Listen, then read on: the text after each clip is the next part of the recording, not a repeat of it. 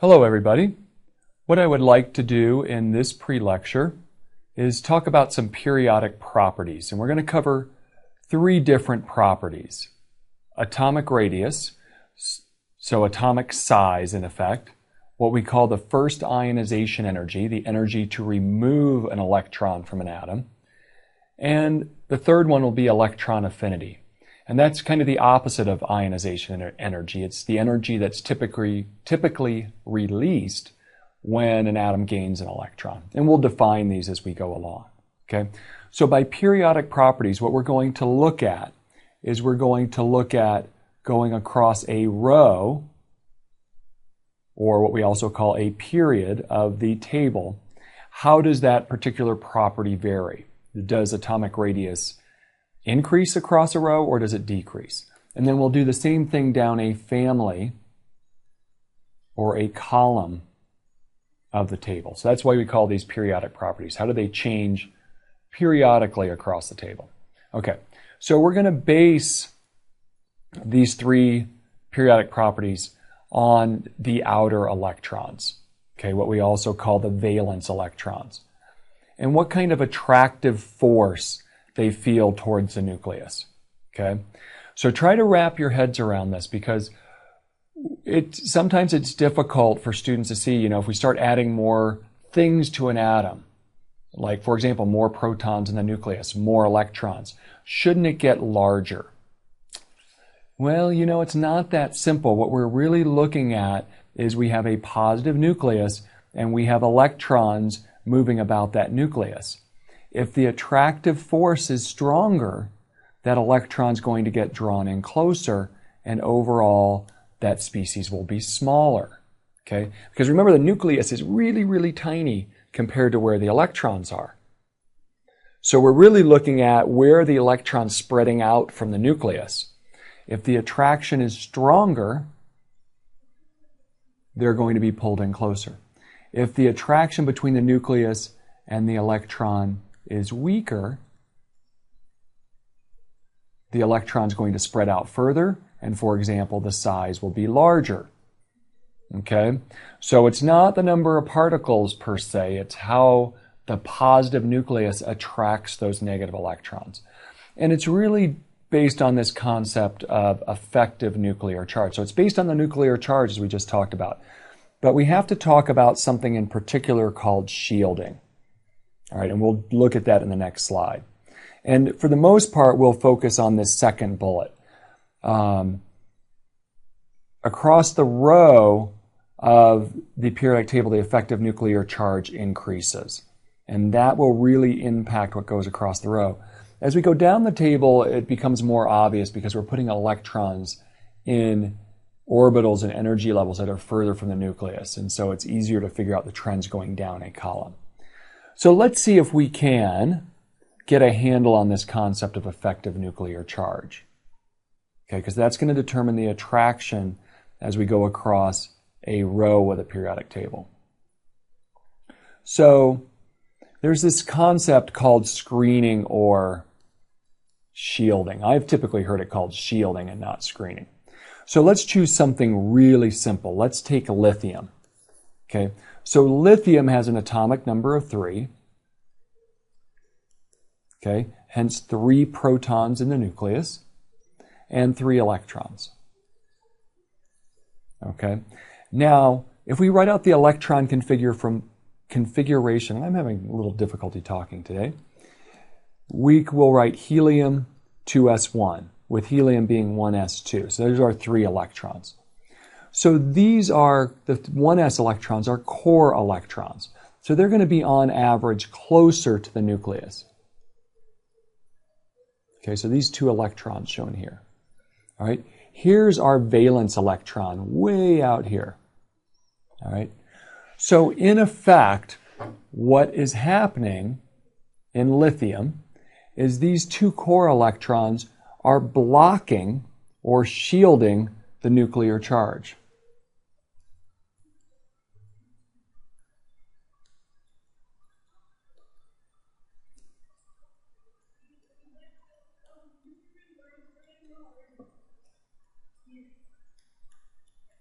from the valence electron. Okay? So, what we're looking at is how much charge is that third electron feeling, that outer electron. And in effect, these inner core electrons do a pretty darn good job of screening the nuclear charge. So our nuclear charge, let me get another color here so that I can maybe highlight this better. Here's our nuclear charge of +3. Well, those two electrons here and here are effectively blocking two of those positive charges. And that's why we're subtracting off 2 here. So that valence electron is only feeling about a +1 charge from the nucleus. Okay? And that should make sense. You're going to like, oh yeah, there's 2 electrons in between for the most part. They're going to block 2 positive charges. So that outer electron only feels 1. Okay? So that's pretty straightforward. Okay, that's what shielding is. Now, what happens when we move from lithium to beryllium, which is the next element over? Now I'm going to have to get a little extra space here. So insert some space. See if it'll let me. All right, there we go. All right, so beryllium now is the next element over. It has an atomic number of 4. So we're going to have 4 positive. If we look at the electron configuration, it's going to be 1s2, 2s2, with these 1s electrons being the inner core. So we're going to have 2 electrons that are going to be closer to the nucleus. Okay? And then we're going to have 2 electrons, the valence electrons, that are going to be much further out. Okay? So again, these 2 electrons are going to block essentially +2 charge. Okay, so there was +4 from the nucleus, again 4 protons. The 2 core electrons will effectively screen or shield 2 of those positive charges. But what about this electron here? Does it really screen this one out, this other valence electron? Does it really screen the other valence electron very well? The answer is no. It screens it a little bit. There are calculations you can do, and it'll talk about electrons in the same orbital, in the same valence subshell. Maybe 0.35 shielding effect. So we might be able to subtract off another 0.35. You don't need to know these numbers to get down to a +1.65 that this electron feels. But compare that to what the outer electron of lithium feels. Lithium, those 2 electrons are both core electrons, so they block +2. It's the only valence electron. So it only feels a +1 charge. But the valence electrons in beryllium, this one and this one, feel a larger nuclear charge because they don't screen each other very well. Okay? Somewhat difficult concept. We could try to do calculations. We're not. The calculations are really just approximations anyway. But what that tells us is that as we go across a row of the table, the effective nuclear charge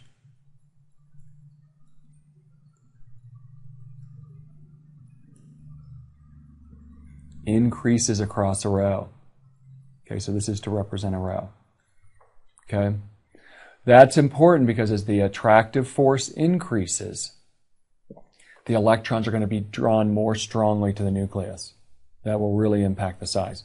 Going down, if you actually do the calculations, the effective nuclear charge also increases going down a column, but the electrons on average are much further from the nucleus, and so there's all these electrons packed in, so they can't be drawn in as closely. So again, we'll worry mostly about going across the row. That going down a column makes sense. Okay, so let's look at the first trend, radius. For something like a Br2 molecule, it's pretty easy to determine the radius. Okay, right? We have 200. This would be the nucleus. Let me get outside there so you can actually see what I'm writing. Okay, so we'd measure from one nucleus to the next. Okay, and then half of that distance would be the radius of one of the bromine atoms. Okay, so the 228 distance between the 2 nuclei divided by 2, this would be the radius. So that's what we're talking about when we talk about atomic radius or atomic size.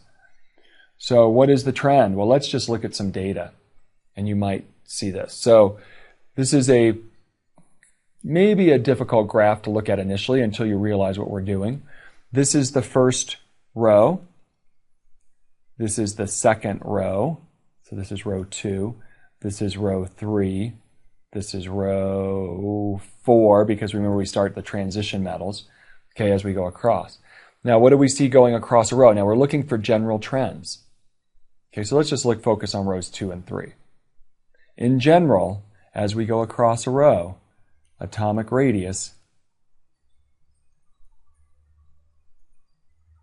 decreases. Okay, and that's because, as we talked about in the previous slide, as we go across the row in general, the effective nuclear charge increases, mean the electrons are attracted more strongly. And again, if the electron is attracted more strongly, it's going to be pulled in closer to the nucleus, hence the atom will be smaller. Okay? So in general, as we go across the row, this might seem counterintuitive because as we go across the row, we're adding, as we go from one atom to the next, we add a proton, we add an electron. Next atom, we add another proton, another electron, and so on as we go across the row. Students intuitively think the atom must get larger. It does not. As we go across the row, in general, and there you'll see there are some, what I'd like to call glitches in the trend, kind of like glitches in the matrix. But anyway, there are places where the trend doesn't hold, but the general trend is atomic radius decreases across the row. And as you'd expect, this should not surprise you. Let's go to the alkali metals. Lithium, down to sodium. So look at a periodic table, to potassium, to rubidium, to cesium. No surprise there. Atomic size increases going down a column or family. You can see the same thing with the noble gases. Helium, neon, argon, krypton, xenon. Okay? So it's generally the trend across the row that causes confusion for atomic radius. So keep that in mind. You need to know these trends, because not only will I probably ask you on the pre-lecture what the trend is for atomic size across a row, but you might be asked on the pre-lecture or in class or on a quizam, you might be asked, which is larger? And I'll give you 2 atoms, which is larger? Or arrange these in order of increasing size. Okay, so you'll have to be able to do that. So here is the periodic trend for atomic radius. Okay, next trend, ionization energy. What does it mean? Well, it's the energy required. This is always endothermic. We always have to put energy in to remove an electron. So we have to break the attractive force between an electron, a valence electron, and the nucleus. We've got to break that attraction. It's always going to cost us energy. So we put energy in to an atom, and we kick out an electron. That's ionization energy. Okay? And this is called the first ionization energy because we are removing the first electron from an atom. Okay? So here's an atom, neutral. We're removing, this is the first electron. Okay? Always takes energy to remove an electron. Now, we will mention later in this pre-lecture, it's only me, I will mention later in this pre-lecture that we can look at removing a second electron or a third electron. And of course, each successive electron, the second electron would be called the second ionization energy, the third electron, the third, and so on. We'll talk about that in a little bit. So let's look at our data. It's always good to look at data. Here we go. Let's look at row 2. Let's look at row 3. So we're moving across row 2. We're moving across row 3. What do you notice? The general trend. So this is IE1, first ionization energy. What do we notice? It increases. Does that surprise you based on our atomic radius trend? We said the attractive force increases, pulls the electrons in closer to the nucleus. The electrons are attracted more strongly by the nucleus as we go across a row. Hence, it's going to be harder to rip out an electron. Okay? So as the atom gets smaller, that means the attractive force has increased between that nucleus and the valence electron, pulling it in closer, hence it's going to be harder to break that attraction. Ionization energy increases across. Now, in class, we will talk about some notable exceptions that we see here and here. Don't worry about those for now, just know the general trend. We'll talk about those later. And as you would expect, it doesn't look as dramatic, but let's look at the noble gases. It looks more dramatic for those. I was looking at the alkali metals first. So we go down a column. Should not surprise you. The atoms get larger. The electron, the valence electrons are further from the nucleus. Okay, so as the atom gets larger, the electron's further from that nuclear charge. It's going to be easier to remove. Lower ionization energy. Okay, now if you want to try to memorize these things, where are they trying to go? They're opposite. Okay, as the atom gets smaller, it's harder to remove an electron. As an atom gets bigger, it's easier to remove an electron. That should kind of make sense, right? Okay, but it's really down to attractive force. The stronger the attractive force between the nucleus and the outer electron, the harder to remove. The weaker the attractive force, the easier to remove. Okay? Now, we've kind of hinted at this, but let's now look at successive ionization energy. So, here's the first. Okay? So here's going across a row. This is the second. Is this the second row or is this the third row? This is third. Sorry about that. Third row of the table. That looks like a 3, doesn't it? There we go. So this is going across a row, the third row. Right? And you can see, look, ionization energy increases across the row. Pretty easy to remove an electron from sodium, which is larger. Much harder to remove an electron from argon, which is smaller. As that size decreases going across, harder to remove an electron. Okay? Effective nuclear charge has gone up. Okay? But let's look at the second ionization energy. Okay? Well, for sodium, the first one's pretty darn easy. The second electron's much, much harder, almost 10 times harder. Why would that be? Electron configuration. Sodium, neon, 3s1. What do you notice? Oh yeah, sodium only has one valence electron. Okay, that's further from the nucleus. It's going to be pretty easy to remove.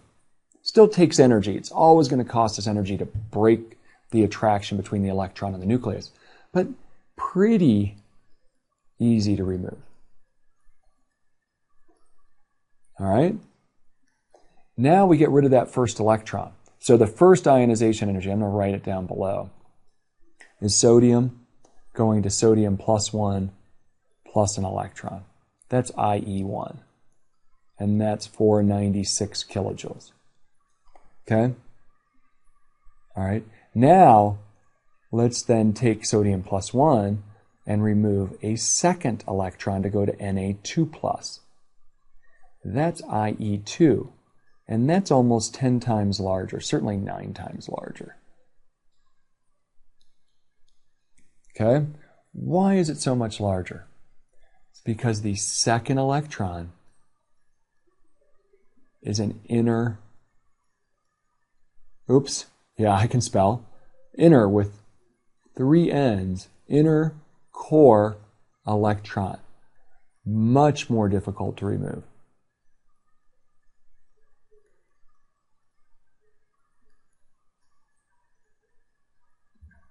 Okay, so the point to really capture from this slide is valence electrons in general are pretty easy to remove. Now, of course, we do see our general trend, but valence electrons in general are going to be pretty easy to remove. But this is first ionization energy.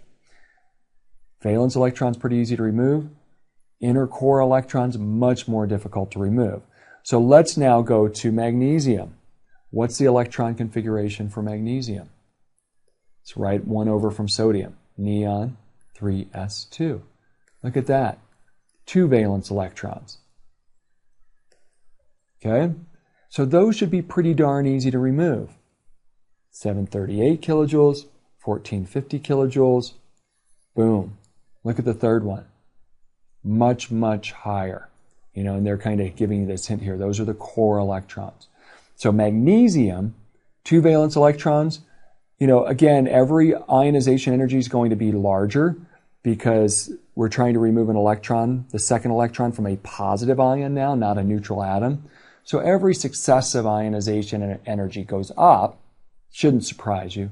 But we see a big jump between valence and core electrons. Valence and core. All right? If you go to aluminum, how many valence electrons does aluminum have? It has 3. Okay? So last example, and I've run out of room here, but aluminum is neon 3s2, 3p1.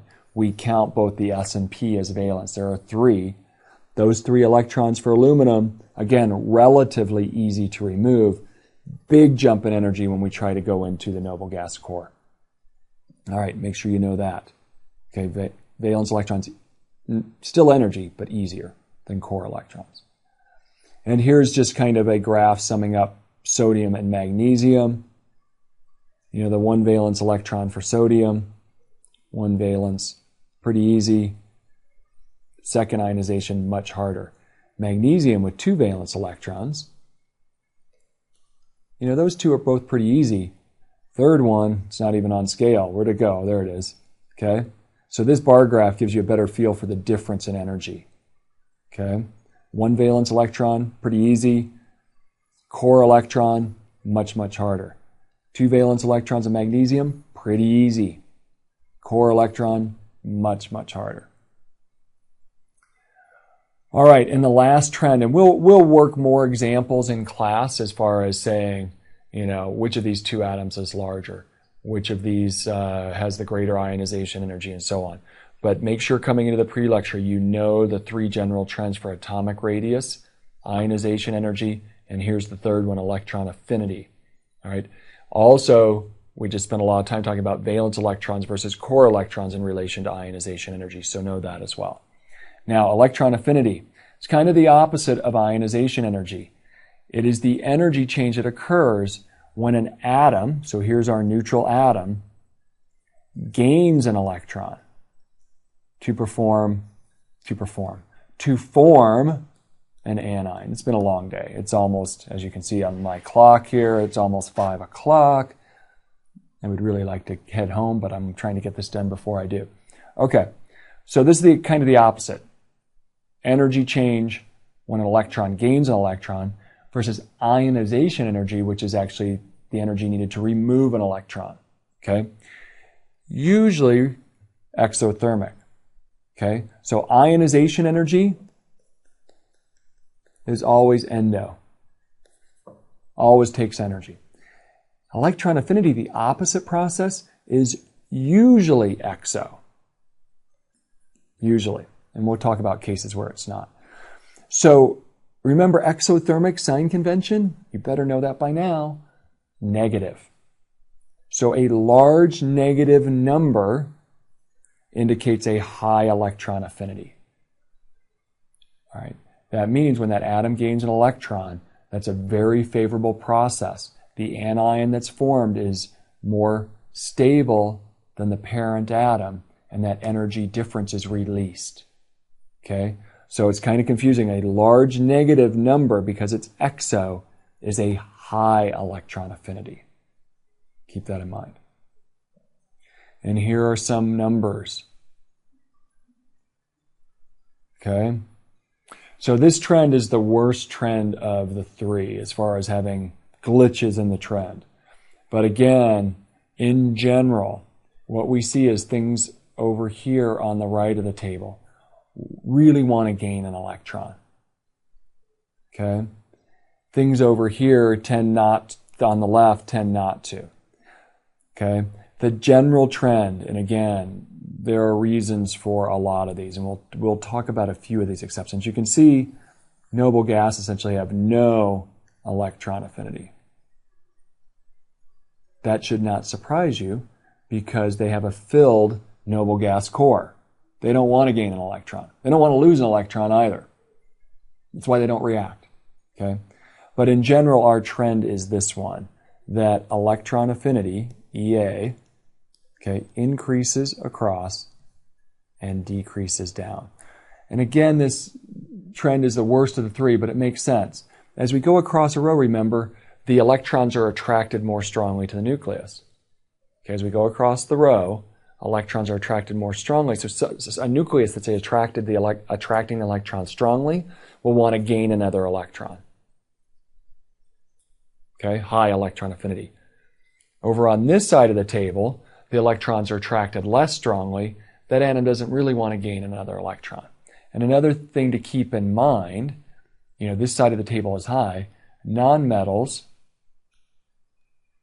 tend to gain electrons. Okay? Whereas metals have low ionization energies and tend to lose electrons when they react. Again, we're talking reaction. So, and this is, a reaction between a metal and a nonmetal.